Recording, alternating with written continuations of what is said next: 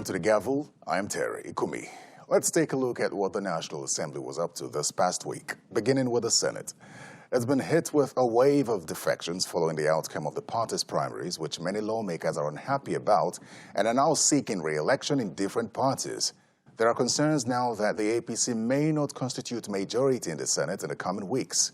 Let's take a look at that and more activities from the Senate. President Buhari's letter requesting the upper chamber to confirm 7 ministerial nominees was read by Senate President Ahmed Lawan during Tuesday's plenary session. I have the honor to forward the underlisted ministerial nominees for confirmation by the Senate. 1. Henry Ikechukwu Iko, Abia State. 2. Umana Okon Umana, Akwa Ibom State. 3. Ekuman Kama Joseph Nkama, Ebonyi State. 4. Goodluck Nana Opia, Imo State. 5. Umar Ibrahim Eliakub, Kano State. 6.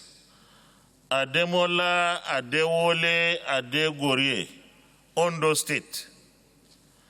And 7. Odum Udi, River State. Copies of their curriculum vitae are attached herewith. It is my hope that this exercise will receive the usual expeditious consideration of the distinguished members of the Senate of the Federal Republic of Nigeria. Please accept, Mr. Senate President, the assurances of my highest regards. Signed,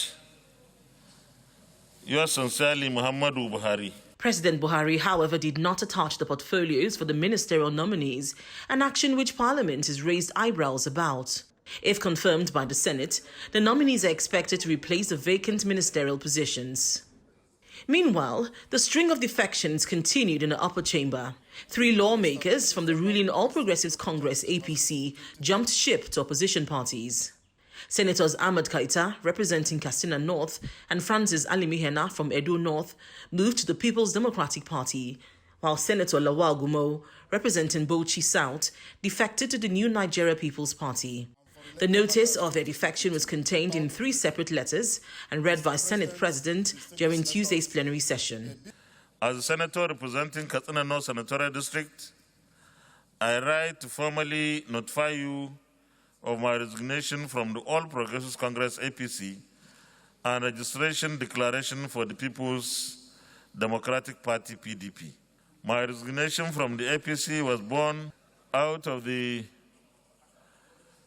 marginalization of critical stakeholders of the party by the state government and the leadership of the party in Katsina State, where small people like me do not have a chance.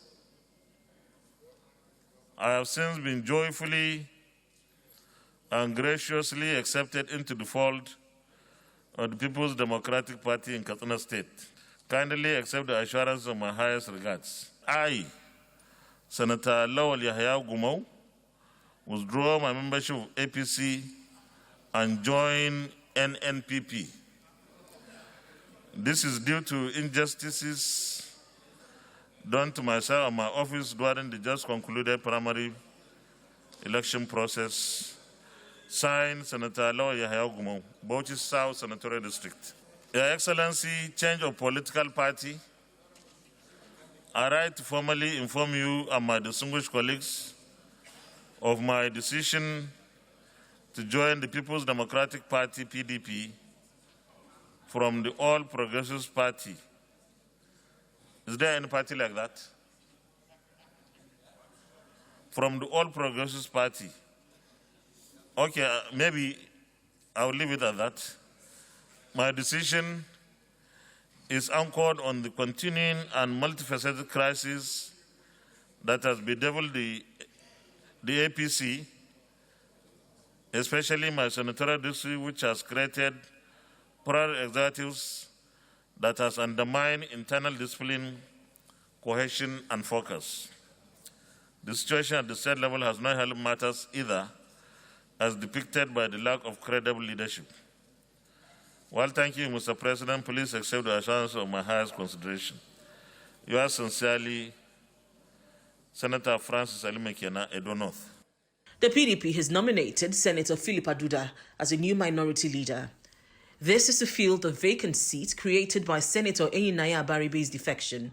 The party has also nominated Senator Chukwuka Utazi as a new Senate minority whip. Meanwhile, the chairman of the All Progressives Congress, APC, Senator Abdullahi Adamu, has expressed concern over the wave of defection of federal lawmakers in the APC to opposition parties. Speaking to journalists after a closed-door meeting with party members at the National Assembly, Senator Adamu said the defections are an unfortunate development, but it is not new in the political space, explaining it is happening in other political parties, not just the APC. Well, it's an unfortunate development when it happens.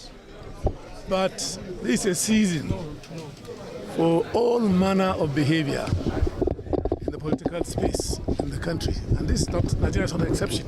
In every election year, this kind of sub-step, give cause for people, stakeholders to sneeze. This is what we're experiencing. Nigeria is no exception, and the APC is no exception.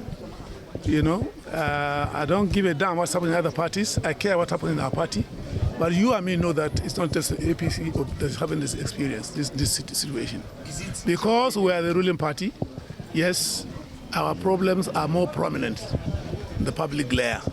Are you worried about people leaving and abandoning the party? I'm worried about it. No reasonable person, no responsible leader will not worry losing one member, not talk of 2 or 3.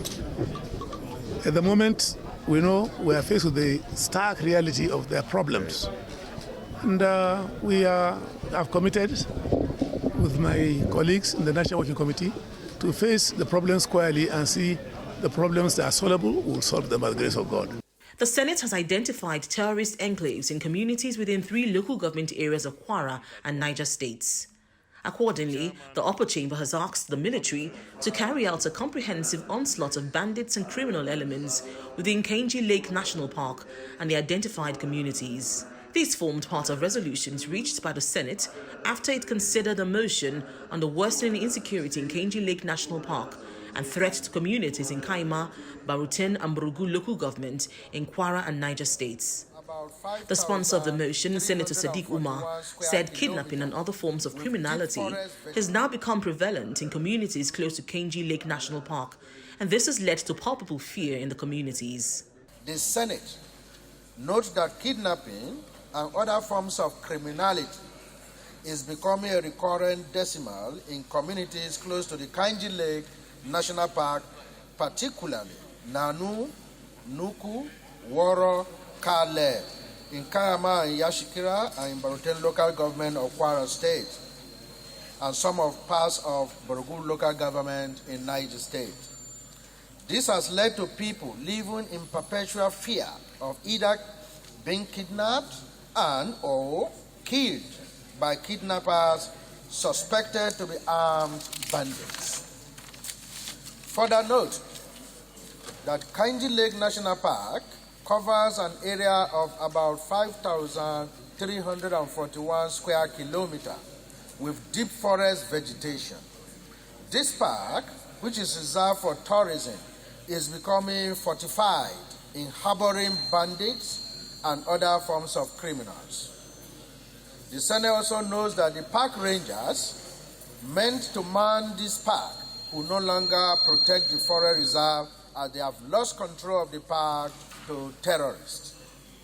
Worried that people living in these communities are predominantly farmers and their means of livelihood is threatened by the activities of these criminals, as many are leaving their villages and farms to seek refuge in the town that will soon be threatened as well if nothing is done about the insecurity situation.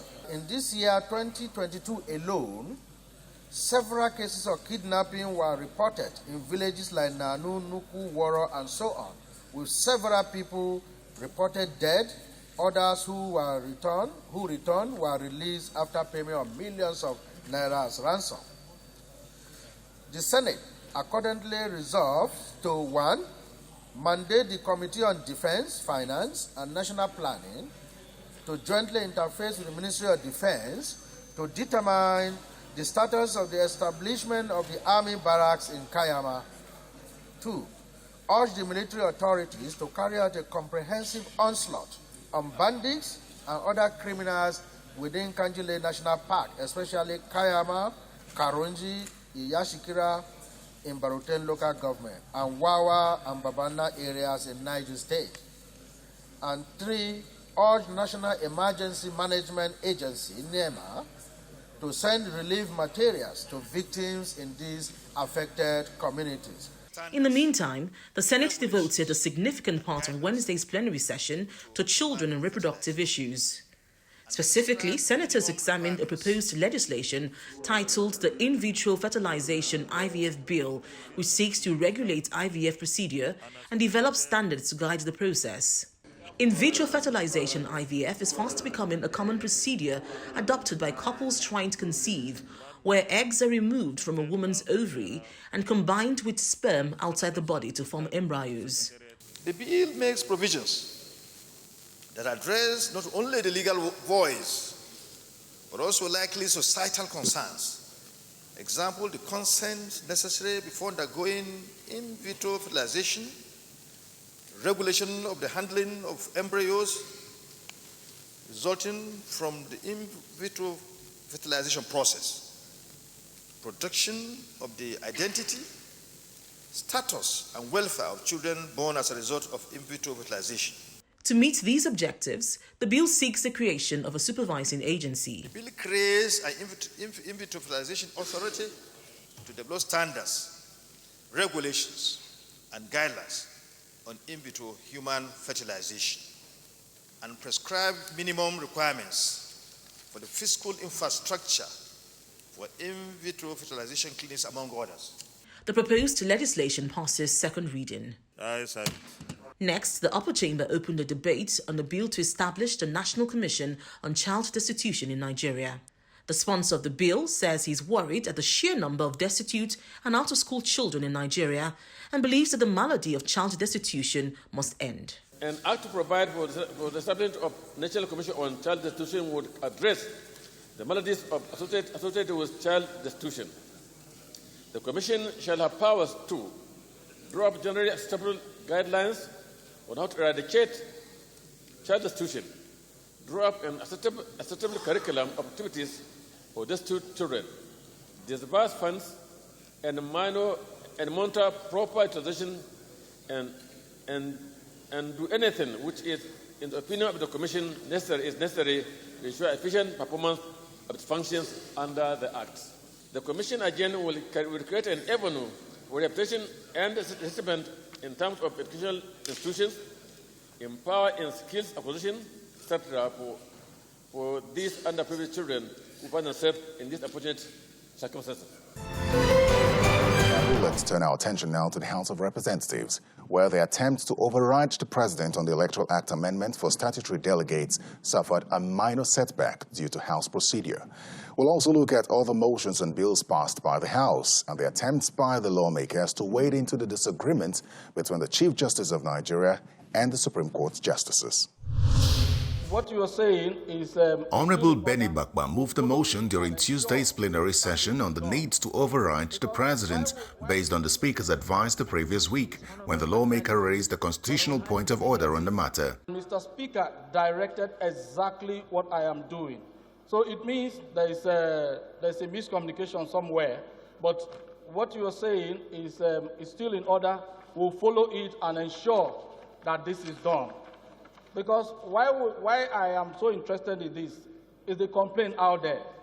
You see, if this ninth assembly must be remembered, sir, we should be remembered by two critical bills, the PIB and this Electoral Law Act. And if we leave without putting it in order the way it's supposed to be, then I think we must have not done anything. I am not doing it because it's against anybody. It's a constitutional order. It's the rule of law. And I think it is why we are here. But if you say I will step it down right away, so that we can follow up with the committer. The Deputy Speaker, however, drew his attention to the procedure for overriding the President, and the motion was stepped down. Nobody's asking you to stop. Nobody's insinuating anything. You are just exercising your fundamental right as a legislator and then performing your duty. My guide is only that the procedure followed is not what is expected, and that's not the procedure. That's only that's my guidance. And I believe the Speaker wouldn't have asked you to come with a motion, because for you to override on any bill, you need 2/3 of members, not 2/3 of members sitting, but 2/3 of members of the National Assembly. So you can't come through motion. And that's why I'm guiding you and then guiding the House. Thank you very much. So motion stepped down by the leave of the House for further legislative action. Outside the chamber, the House leader and the sponsor of the motion spoke on what had just transpired. This is what we call legislative procedures. And in every bit of legislation, there are always procedures. I think what actually happened or transpired on the floor of the House today with regards to that motion that was stepped down on the issue of the non-assent by Mr. President on the statutory delegates clause of the Electoral Act, which was section 84(8). It was just on the basis of procedure. You cannot come up with a motion to check or override Mr. President's refusal of assent. By our standing rules and by the procedure, traditional procedure of the House of Representatives, you can only do that by a substantive bill, because this is a legislation, and you cannot overturn any legislative upheavals through the instrumentality of a motion. The actions of the House of Representatives is similar to that of the Senate, which had gathered signatures to override the President's veto on the Electoral Act amendment earlier this year over the inclusion of direct primaries as a compulsory method of primaries for political parties. That plan was eventually jettisoned. Attention will be focused to see if the House will follow through with the override and if it can get the Senate to sign off on it as well. During Wednesday's plenary, Chairman of the House Committee on INEC, Aishatu Duku, informed lawmakers that INEC had agreed to extend the continuous voters registration exercise. She stated this while reporting back to the House after being directed last week by the Speaker to interact with the electoral umpire. The Speaker's directive followed a motion on the need for INEC to extend the exercise and not disenfranchise willing Nigerians. Honorable Duku further said INEC will inject more machines and staff into the registration process.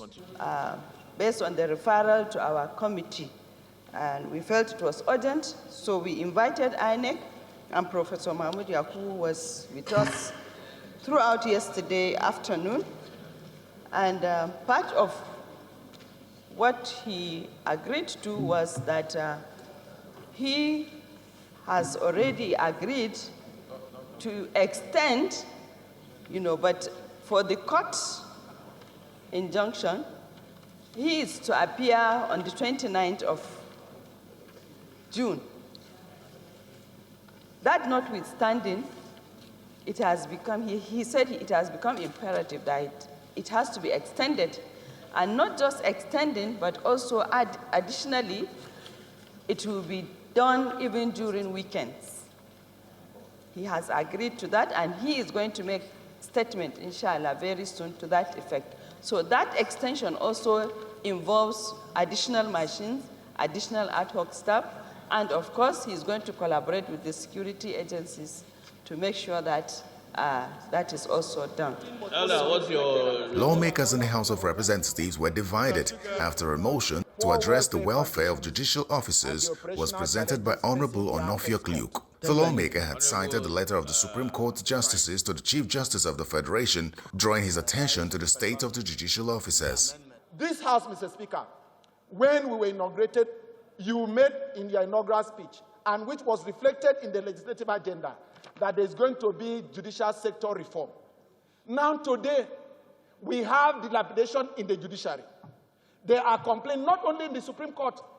Mr. Speaker, the committee, while going on oversight, for instance, we went on oversight in Sokoto, we saw the resident of the Justice of the Court of Appeal in Sokoto was inhabitable, Mr. Speaker. And so I want us to look at the body of the motion, Mr. Speaker, and address the issue of the remuneration of the emolument and entitlement and allowances of judicial officers. Because with that, this House would have seemed to have risen up to speak for the justices of the Supreme Court, justices of the Court of Appeal, judges of the Federal High Court, Grand Caddies, President of the Customary Court of Appeal. By the conservative nature of the legal profession, they cannot come out to voice what are their pains. If you say nobody speaks for the judiciary, I will want you to a little bit take a look of what has happened so far in these chambers. From the judicial reform, no regime have attempted, and I will say this particular House, go through the constitutional review, what we have been able to do and what we have achieved is quite very enormous. This is an attempt towards improving the system. Remuneration is one element. And in the letter they wrote, I listened to the analysis. The first accusation was utilization of their funds not being done properly. And if you are asking, there is no need, if you have the opportunity as legislators and as leaders, that you will have to be doing symptomatic treatment every day. There's a headache, what is the cause of the headache? You should get to the root of that and investigate and sort out the matter once and for all. The matter was eventually stepped down for further consultation to broaden the scope. Honorable Luke, you've done a very good job. You've expounded the issues. We've spoken for the judiciary. Like the Deputy Speaker said, no parliament in history has spoken for the judiciary like the 9th Assembly. So let's not get it wrong. We have spoken for the judiciary. It's how to now tie it up in the prayers that we're trying to determine. So liaise with the Deputy Speaker and let's have a motion that will address the issues that have been raised. Motion step down. The House of Representatives has mandated its Committee on Ecological Fund to investigate the total consolidated mandatory accruals into the Ecological Fund from 2010 to March 2022. This is sequel to a motion by Honorable Femi Bamishile. The House, concerned that the funds are not being utilized for the purpose for which the fund was set up, has also mandated the committee to investigate the utilization of the Ecological Fund by benefiting governments, departments and agencies and establish infractions, if any. The House notes the existence of ecological funds as intervention fund set up by the federal government of Nigeria to address the multifarious ecological challenges across the country. Also knows that the federal government, the 36 states of the Federation, the 774 local government areas, and Federal Capital Territory receives funds through Federal Allocation Committee, FAC, as shared from ecological funds. The House is worried that efforts are making beneficiaries of ecological funds accountable for the accrued share funds in the last few years have been ignored. Meanwhile, the issue of insecurity did not escape lawmakers in this past week. The House notes that bandits numbering in dozens purportedly abduct His Royal Highness Da Aminu Derwan, the traditional ruler, the district head of Panyam in Plateau State, during an attack on his residence in Panyam Mangu local government area after terrifying residents with gunshots in the early hours of Monday. Also notes that the bandits, who were more than 40 in number, came heavily armed, shooting sporadically and firing gunshots, which left the community scared, helpless, and eventually went away with the traditional ruler. Well, that's the Gavel this week. Send feedback to the Gavel at channelstv.com. I'm Terry Ikumi. Goodbye.